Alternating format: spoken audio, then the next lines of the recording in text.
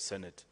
Yet, because of reasons that are well known to all of us, it has been a push and pull between us and our colleagues in the National Assembly that has gotten us to the month of March, actually April, because this is in the last quarter actually of the financial year that counties are now going to receive funds that otherwise they should have received as early as July 1st, 2024. This is not what our Constitution intended, Mr. Speaker, when we drafted the ornaments of devolution. It was envisioned, Mr. Speaker, that there'd be timely release of funds, that we will agree on basic issues and get our counties up and running. In fact, Mr. Speaker, the reason I'm saying this is I'd wish to lay basis for many of our colleagues to understand why we're here and to understand the operations between us and the National Assembly better, have been calling and texting, asking if we can revert back to the old system. Mr. Speaker, I've had occurrence where I've met leaders, governors who probably have served here in the Senate, and they understand this very unique yet difficult relationship that we have to exist with our colleagues from the National Assembly who don't necessarily sometimes share the same sentiments as us on matters devolution. Previously, and we have followed the formula, the county government's additional allocations came about. We never imagined, though, that that decision that was made in the best, the county government's additional allocations came about. We never imagined, though, that that decision that was made in the best interest of our counties to ensure that equity reigns supreme, as the demands of our Constitution expect of us as a house of equity, Mr. Speaker, will later be used to undermine devolution.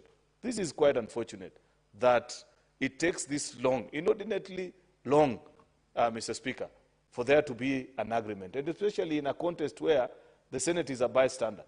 You know, Mr. Speaker, of course, unless you're a stranger in this House, you know that it is the RMLF funds that have caused this delay, where we couldn't agree and bills are moved. Sometimes decisions are made without even consultation with the Senate, therefore it gets stuck. And there's just a delay after the other. Before you know it, we are on the 26th or 27th of March, like today, without having considered this particular bill. And therefore, Mr. Speaker, I want to request that we expedite, now that there seems to be some headway, and I want to appreciate the diligence of the Budget and Finance Committee that have quickly considered this bill. The only part where you have failed, Senator Onyonka, Senator Boni, and the rest of the team, is that because you knew you were coming here today, and this was an extremely important business, perhaps you would have furnished us with the report, because life find their ways to the county. Mr. Speaker, this is not a small amount, and I'll rely on the wisdom of the committee members. To the best of my recollection, I think we are talking about in excess of 60 billion shillings. I'm not sure when the whip will be speaking, or Senator Onyonka, or any member of Budget and Finance, they will tell us actually on the 56 billion. So it's close to 60 billion shillings, Mr. Speaker, that needs to go to our counties. Even if that decision, even if we were to pass the bill as urgently as possible and have it concluded, to expect that counties will absorb those funds, knowing very well the processes of government funding on the side of counties. And some of these donor-funded projects, unfortunately, bound are such that if it gets, say, to the end of this financial year, then the loan expires and you have to renew the instruments, Mr. Speaker. Therefore, it's a very, very untidy situation. I hope that this never happens again. I don't recall a time where we have moved, actually, a bill for funding to counties this late into the financial year. This, unless my memory is failing me, to the best of my knowledge, this is the latest it has ever gotten to, and it's really unfortunate, Mr. Speaker. So what are some of these schedule of funds, Mr. Speaker, that from the national government share of revenue? It includes, national government share of revenue. It includes, Mr. Speaker, funds that are so basic, such as the construction of the county headquarters, a program, I think, in 2015, almost 10 years down the line. Even if you're constructing, surely, even if you're the contractor, by the time you're finishing the second floor, then the ground floor has started wearing out. What sort of building is this that you're building for more than 10 years, Mr. Speaker? I'm happy that this is the last batch of funds that you actually disperse. Once you're done with this budget-making cycle, it will be important that you follow through to your specific counties on what programs your governors are actually laying out to ensure that these Kipes are not white elephant programs. COG, in partnership with the national government, and we support this idea of trying to whip up local goods and produce from our farmers and ensure that there is an aggregation process and a place through which we can enhance their trade. But in most counties, and this I speak from a position of knowledge, apart from the construction of the Kipes, I don't see a concerted effort from the county governments to ensure that the produce is available. Otherwise, you will end up in a situation where there will be a fancy building that has been built in Taita Taveta, Senator Maruma, but then there are no local produce to take to those aggregation parks. There needs to be sensitization from the county governments to ensure that indeed, as expected and as envisioned in the program notes of this particular program, Mr. Speaker, that indeed the produce is available. What are you aggregating if you don't have those produce in the first place? And where is the meeting that has led and spoken to people and said, okay, in this particular area, we want to strengthen either poultry farming, dairy, avocados, whatever that we need to do, so that as of now, the investment into the produce needs to already be happening, so that in another few months, when the Kipe centers are ready, then the farmers are also, and the local cooperatives and CBOs are ready with the produce. Unfortunately, Mr. Speaker, unless perhaps maybe there are governors who that I know, Mr. Speaker, then this is something that is of great concern to me. Conditional allocation for community health promoters, CHPs, Mr. Speaker, and this is a big problem because I know for a fact that there are many counties where CHPs actually continue to wait on this. And you know, the unfortunate bit, Mr. Speaker, is that you will find that CHPs have received the matching funds from the national government, but counties are being blamed that they have not paid CHPs actually. But what will they have used to pay with? Here's the funds now. Today is when, once you pass the additional allocation bill, Mr. Speaker, is when now it becomes possible for our counties to pay them. We must make a decision, and Budget and Finance Committee, you must lead us into making a proper decision, whether for programs such as this one of Kipes that are in all the 47 counties, for programs such as this one of CHPs that are in all the 47 counties, is there a need to budget these funds separate from DORA? We learned from the experience of what this additional allocation business has taught us this current financial year. Remember the history that I painted earlier on how we found ourselves doing this particular bill, that we just wanted to ensure that there is equity in programs. Senate needed to have visibility and ensure that if there are additional funds going to counties, they are not skewed to benefit just a few counties.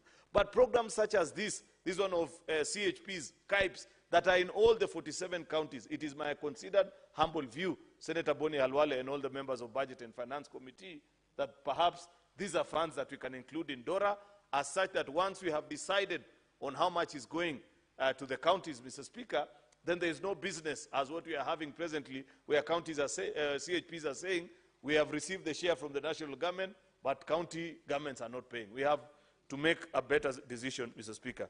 There is also arrears, actually, salary arrears for county government's health workers. No wonder they are always outside this particular Senate every other week. I have actually taken great concern, and there is something that I'm doing about it as a leader and somebody passionate about devolution, that we must be embarrassed, apart from just the usual decision that you make. You know, many times I see when people come to demonstrate here, senators join them, and we say, oh, yeah, we are going to fight for your rights, and that's the end of business. We must be a bit serious as leaders, you know, Mr. Speaker. You can't be granted legislative powers. Then, when people come to demonstrate, this time you join them and say, we'll think about it. Next year they come back again, you're still telling them, we'll do something about it. Surely, Mr. Speaker, we have to do something about this space of health workers in our counties, Mr. Speaker. Apart from this the funding model that is being proposed here in this particular bill, Mr. Speaker, there's just something that is not right in the architecture. And you must celebrate what happened to the teachers and think towards that particular line, Mr. Speaker, because when teachers ensure that they have a body that is representative here at the national level and looks into all their affairs, Mr. Speaker, in the form of TSC, we should have thought about something for the health workers as well. Therefore, Mr. Speaker, I don't want to speak longer than that. The funds that are listed for the one that proceeds of the loans or grants for from the development partners, there are quite a number. There is DANIDA, which is supporting primary health in developed contexts. There is IDA and KISIP, the informal sector improvement project. This is another, and Senator Osotsi, I'm not sure whether it's your committee that looks into this particular specially allocated funds.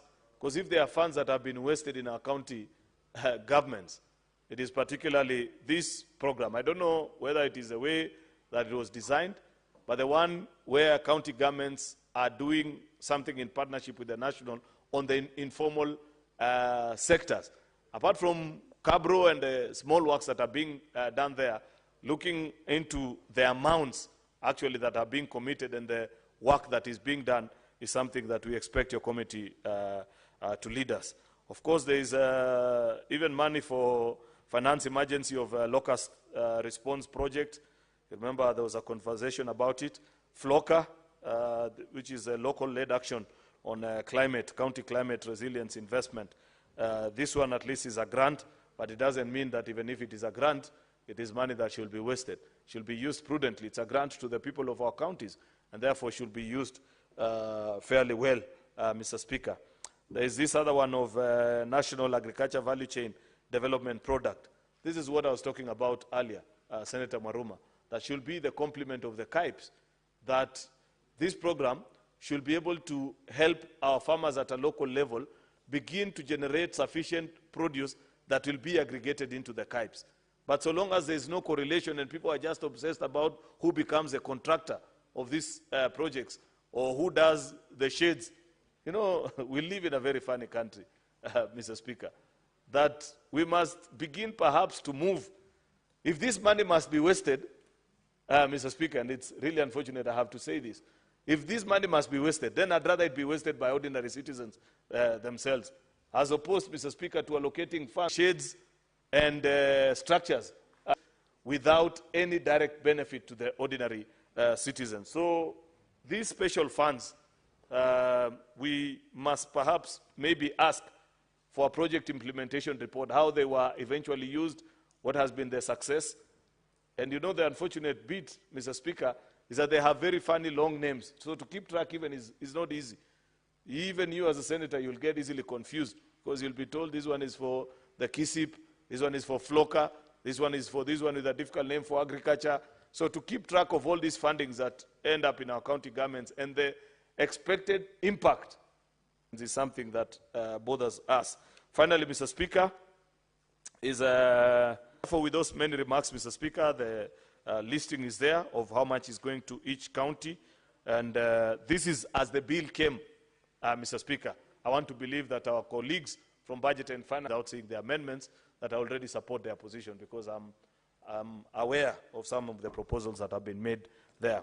With those very many remarks, Mr. Speaker, I want to request the whip of a majority side, who is a member of a Budget and Finance Committee, to second and help us understand better even more salient issues that perhaps I may have missed in my moving notes. I thank you, Mr. Speaker.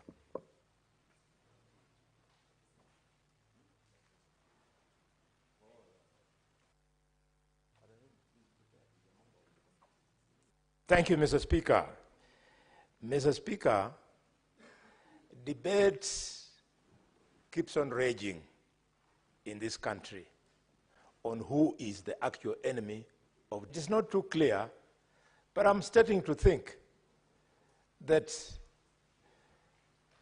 senators, governors, and members